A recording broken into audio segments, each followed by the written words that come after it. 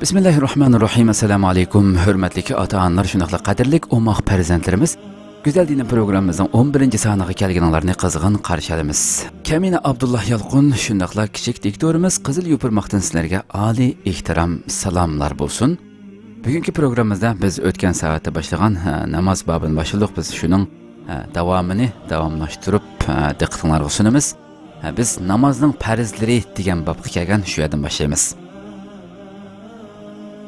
Xo'sh, endi namozning 12 farzi bor. Bu farzlardan 6si namozning sirtida, 6si namozning ichidadir. Buning ichida xohlagan biri kam qolsa namoz maqbul bo'lmaydi. Bular qisqacha tovandikicha. A. Namozning sirtidagi farzlar. Namozni boshlashdan ilgari ado qilishga tegishlik bo'lgan farzlar bular, ha? Bizni ham jismoniy ham ruhiy jihatda namozga hozirlaydigan bu farzlar namozning shartlari deb ataladi. Birinchisi hadasdan tahorat. Yani ko'z bilan ko'rgili bo'lmaydigan ma'naviy kirlardan pokizlanishdir degan gap. Boshqacha qilib aytganda tahorat elish yoki g'usul qilish bular mumkin bo'lmagan ahvolda, ya'ni suv yo'q chog'da tayammum qilishdir. Ikkinchi nijosatdan tahorat. Badanni, kiyim-kechaklarni va namoz o'qiladigan yerni ko'z bilan ko'rgili bo'ladigan kirlardan tozalashdir. Uchinchi satr avrat. Yani yo'gashga tegishlik a'zolarni yo'gash. Erlar tizining ustidan kindikigacha bo'lgan yerlarni yo'gishi, ayollar put-qo'l va yuzidan boshqa barliq yerlarni yo'gishi kerak. 4-vaqt namoz vaqtining kirishidir. Farz va vojib bo'lgan har namozning bir vaqti bordir. Namozlar bu vaqtda o'qilishi kerak. Vaqt kirishdan ilgari o'qilgan namoz inovatsizdir. Namozni vaqtida o'qimay keyingi qoldirish bo'lsa ig'ir gunohdir.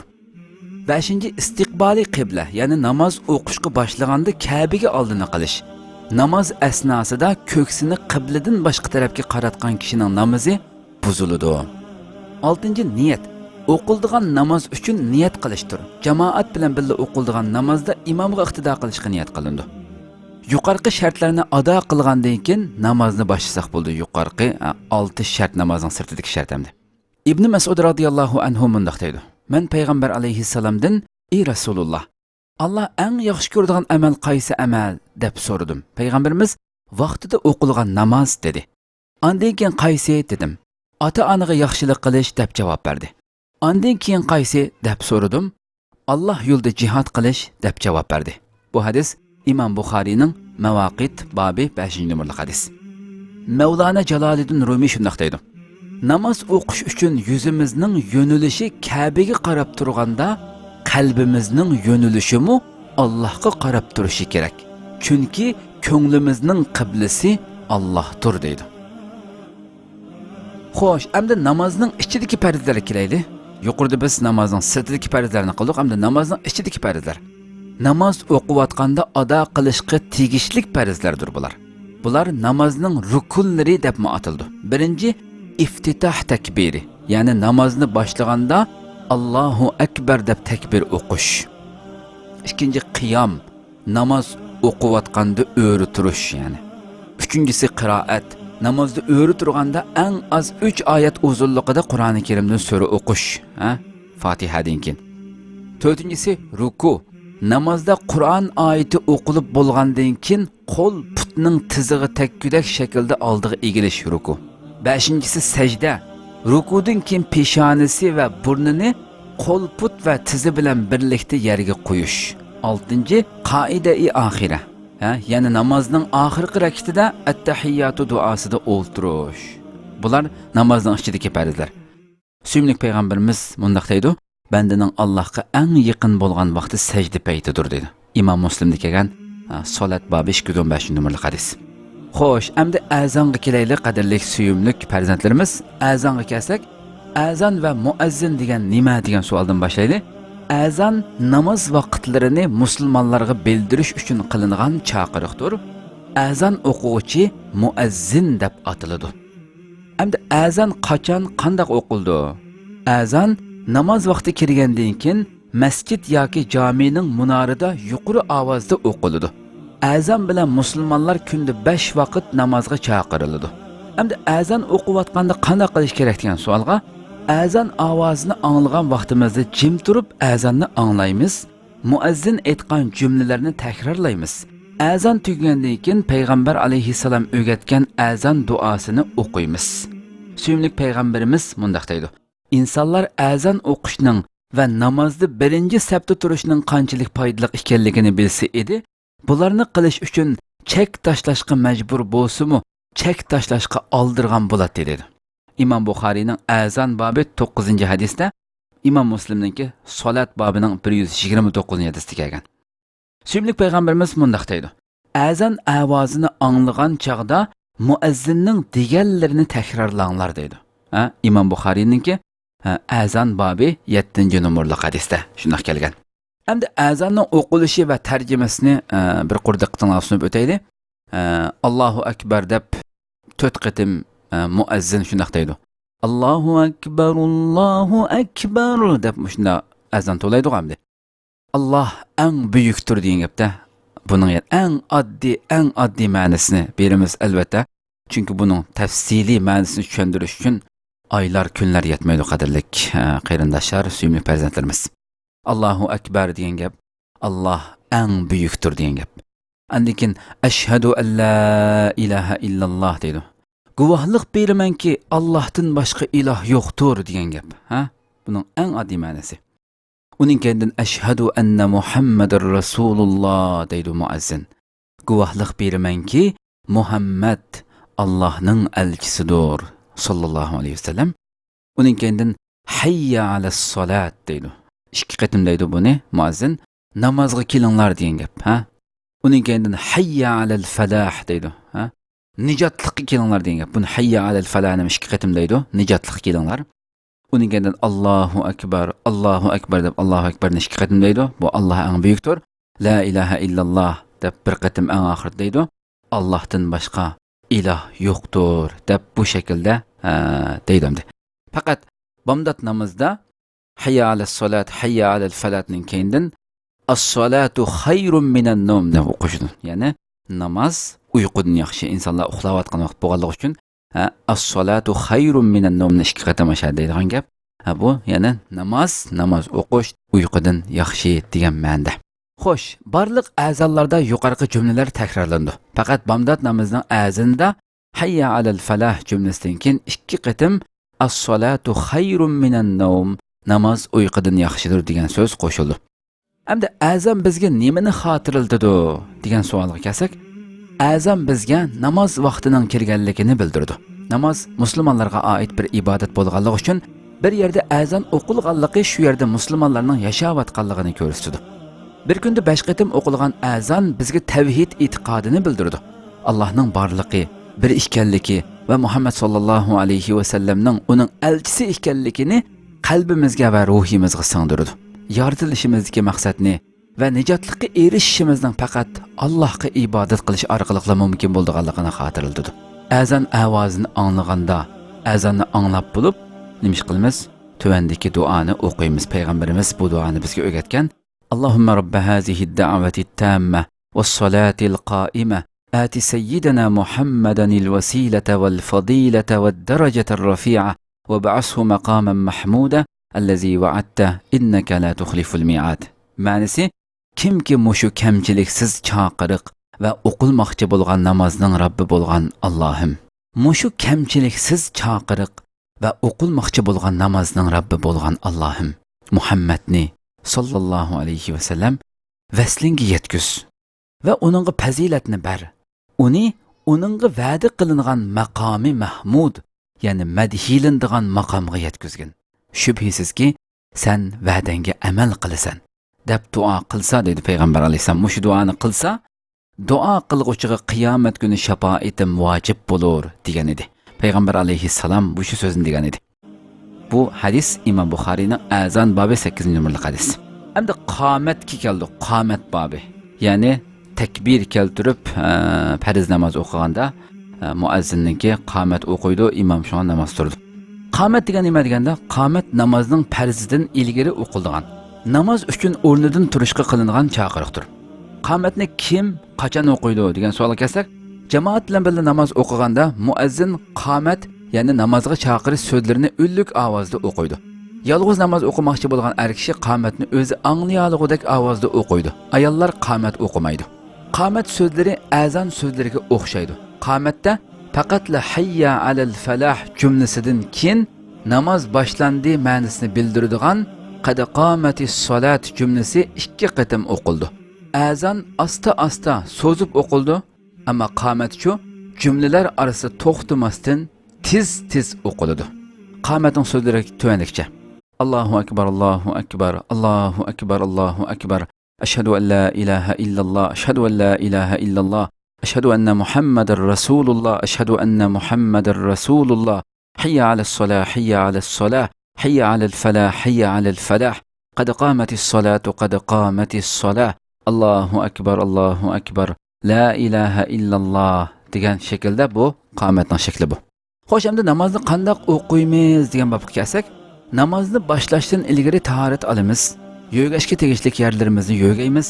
Pakizi bir yer yoki joy namoz ustida qibla tarafga oldimizda qilamiz. Ondan qaysi namozning vaqti bo'lsa shu namozga niyat qilamiz. Masalan, niyat qildim Alloh rizosi uchun bomdod namozning 2 rakat sunnatiga degandek. Buni nurg'un olimlar buni deymizmi, buni ig'izda tilga ilishning hojati yo'q. Niyatning o'rni qalb. Chunki bir inson tahorat elib, masalan, bomdod vaqtida tahorat olgan kishi hech bir zaman bomdodda tahorat olgan kishi men peshin o'qiyman deb uning bomdod namoziga yoki peshin namoziga bir namozga kirib tahoratni olganligining o'zi tahorat elishdan burun shu inson falon namozni o'qiyman deb tahorat oldi. Ya'ni shu niyatning o'zi kifoya, ig'izda birdan deyishdan hech qanday hojat yo'q deb qaraydigan o'limalarmi nurg'un. Diqqat chekilmasligi uchun degandek, buni shundoq niyat qildim Alloh rizosi uchun bomdod namozning 2 rakat sunnati farzi degandek, bu so'zni ig'izda deydiganlar bor. Hamda birinchi rakat namozni qanday o'qiymiz dedik ya. Buning birinchi rakati erlar, ayollar dedi. Kitobda suratda bildirib qo'yuqliq qanday o'qilganligi. Bosh barmoqimizni qo'liqimizning yumshiqiga takkudak shaklda qo'limizni egiz ko'tarib Allohu akbar deb takbir etamiz. Erlar uchun. Ayollar-ku qo'limizni mo'rimizgacha ko'tarib Allohu akbar deb takbir etamiz. Bu shaklda kitobda suratli shaklda berilgan. Luqman surasining 17-oyatida Alloh deydi. Luqman hakim o'g'liga mundaq tavsiya qildi. Ey o'g'ilchiqim, namozni vaqtida ta'dil arkan bilan o'qigin. Kishilarni yaxshilikqa buyurg'in, yomonlikdan to'sqin. Sana yetgan kulfatlarga sabr qilgin. Chunki bu haqiqatan qilishga, iroda tiklashga tegishlik ishlardandir, deydi Rabbimiz Alloh subhanahu va taolo. Ikkinchi erlar, o'ng qo'limizning kichik barmog'i. O'ng qo'limizning kichik va bosh barmog'i bilan so'l bilikimizni tutamiz. Mush xil holatda qo'limizni kindiklarimizning atrofida tutamiz. Bu holatda oldi bilan subhanaka duosini o'qiymiz. Undan keyin auzu billahi minash shaytonir rojim bismillahirrohmanirrohim deb boshlab Fatiha surasini ondan Qur'ondan biz bildigan xalqan bir surani o'qiymiz. Ayollarchu o'ng qo'limizni so'l qo'limizning ustida ko'ksimizni qo'yamiz. Mush holatda subhanaka duosini o'qiymiz. Ondan auzu billahi minash shaytonir rojim bismillahirrohmanirrohim bilan boshlab Fatiha surasini o'qigandan keyin o'zimiz bildigan surlardan xalqan birini o'qiymiz. Hamda üçüncüsü erlar Allahu akbar degach egilimiz, barmoqlarimiz bilan tizimizni tutamiz, dumbimiz oldiga tuz egiladi. Rukuda 3 qatim subhana robbiyal azim deymiz. Hamda ayollar Allahu akbar degach egilimiz, barmoqlarimiz bilan tizimizni tutamiz, rukuda 3 qatim subhana robbiyal azim deymiz. Hamda erlar, dördüncüsü erlar Semiallahu limen hamida degach o'rturmiz. Qo'l bog'lamaymiz. Qo'limiz ikki yenimiz turdi. O'r turganda Rabbana lakal hamd deymiz. Ayollarchu Semiallahu limen hamida degach o'rturmiz, qo'l bog'lamaymiz. O'ri turganda Rabbana lakal hamd deymiz. Ha? Ey Rabbimiz, sana hamd va sanolar bo'lsin degan gap. 5-si erlar Allahu akbar degach sajdaga inishimiz, sajdada peshonamiz bilan burnimizni birlikda yerga tekkizishga diqqat qilamiz. Caynikimiz yenimizin uzoq yerga tegmagan holda turdi, putimiz barmoqining ustida tik turdi va putimizning barmoqining uchi qibla tarafga qaraydi. Sajdada 3 qatim subhana robbiyal a'la deymiz. Ayollarchu Allohu akbar degach sajdaga inishimiz, sajdada qo'limiz yenimizga yaqin, jaynaklarimiz yerga tegadi, putimiz barmoqining ustida tik turdi va putimizning barmoqining uchi qibla tarafga qaraydi. Sajdada 3 qatim subhana robbiyal a'la deymiz. Altıncısı erlar nima ish qildi? Ondan Allohu akbar deb beshimizni sajdadan ko'tarib, ozroq vaqt yukinib o'ltiramiz. So'l putimizning ustida o'ltirib, o'ng putimizning barmoqlarini qiblaga udul qilib tik tutamiz. Qo'limizni, barmoqlarimizni ochmagan holda tizimizning ustida qo'yamiz. ayollarchu andin Allohu akbar deb beshimizni sajdadan ko'tarib ozroq vaqt yukinib o'ltiramiz, putimizni o'ng tarafga qaratib yotqizib ustida o'ltiramiz. Qo'limizni barmoqlarimizni ochmagan holda tizimizning ustida qo'yamiz. 7-si erlar Allohu akbar degach takror sajdaga ingishimiz, oldingi sajdaga o'xshash yana 3 qatim subhana robbiyal a'la deymiz.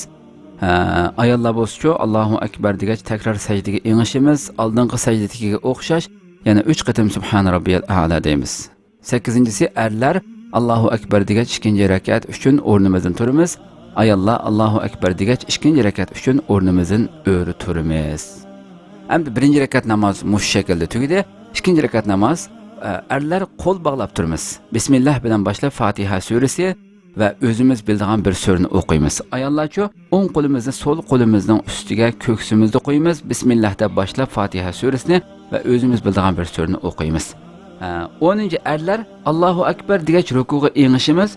Rukuda 3 qatim subhana robbiyal azim deymiz. Ayollarmo Allahu akbar degach rukuga ingishimiz. Rukuda 3 qatim subhana robbiyal azim deymiz.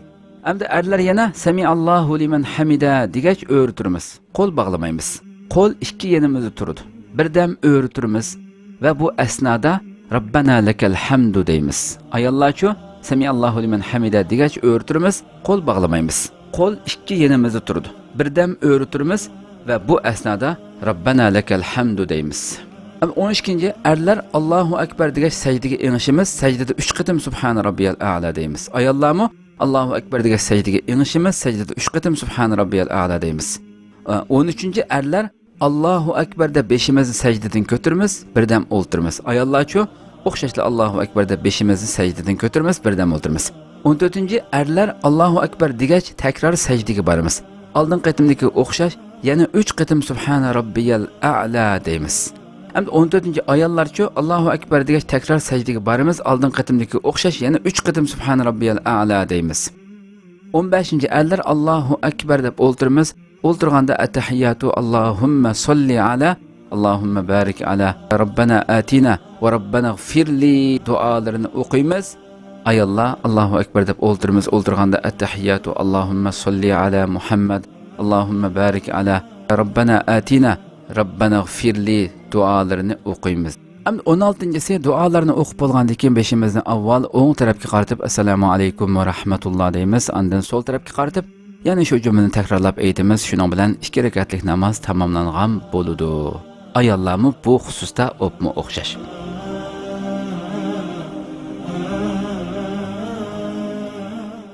Xo'sh, Alloh do'stlaridan Hatami Asamdan kishilar namozni qanday o'qiydiganligini so'raganda u mundaq deb javob bergan. Namoz vaqti yaqinlashganda astoydil tahorat olaman. Namoz o'qiydigan yerga berib o'ltiraman, butun diqqatimni yig'aman. Ondan namoz o'qish uchun o'rnimdan turaman.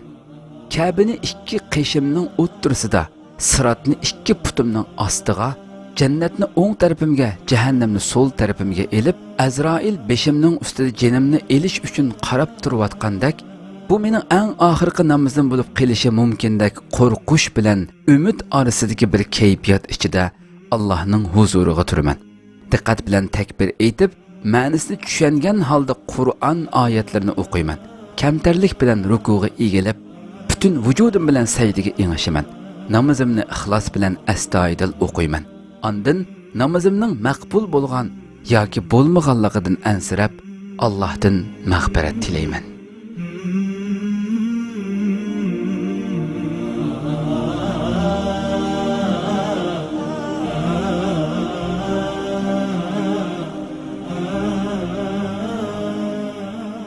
Qadrli ota-onalar, shunaqla omoq farzandlarimiz shuna qilib go'zal dinin programmamizning 11-soni vaqt munosabati bilan mush yerda oxirlashdi. İnşallah kelar qatimqi programmamizda namozdan keyin o'qiladigan duo va tasbihlar degan yerdan boshlab diqqatingizga sunamiz. İnşallah yana bir qatimqi programmamizda ko'rishguncha sizlarni Janobi Allohga topshiraman. Assalomu alaykum va rahmatullohi taala va barakatuh.